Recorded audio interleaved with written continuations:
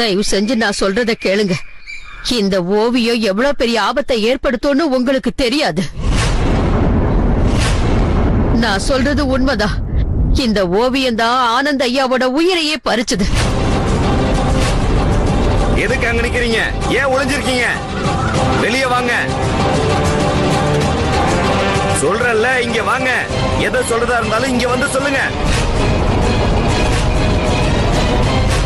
ஏமா உங்களுக்கு என்ன பைத்தியமா? ஏதாவது ஓவியம் வந்து உயிரை எடுத்துடுமா என்ன?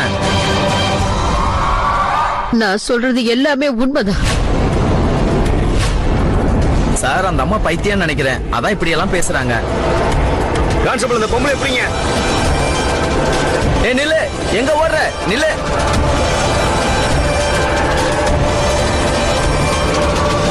ஆமா சார், அவங்க பைத்தியம் தான் நினைக்கிறேன், அதான் இப்படி ஓடுறாங்க. சரி, நீங்க உங்க வேலையை பாருங்க.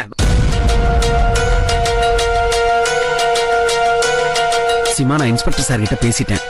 ஐ திங்க் நம்ம கிளம்பலாம். அமர், இந்த பெயிண்டிங்ல ஏதோ ஒரு விஷயம் இருக்கு.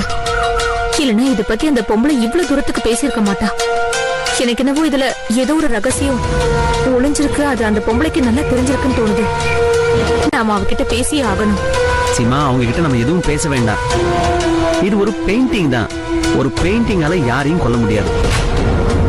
பெயிண்டிங்க வரைஞ்சி வேணும்னா செவத்துல மாட்டலாம், ஆனா அதை வச்சு யாரையும் கொல்ல முடியாது. இல்ல அமர், அன்னைக்கு மகா கும்பமேளால அந்த அகோரி பாபா என்ன என்கிட்ட சொன்னாரோ அதே தான் நாம இந்த பெயிண்டிங்க பத்தி நெட்ல பார்த்தோம். இந்த ரெண்டு விஷயத்துக்கும் ஏதோ சம்பந்தம் இருக்கு. எனக்கு என்னவோ இந்த பெயிண்டிங்க நம்ம வீட்டுக்கு கொண்டு போறதா நல்லதுன்னு தோணுது.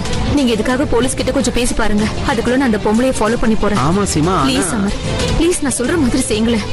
போலீஸ் கிட்ட இந்த பெயிண்டிங்க கேளுங்க.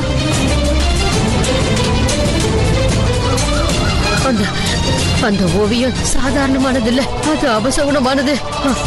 அந்த படம் இல்ல. நில்லுங்க.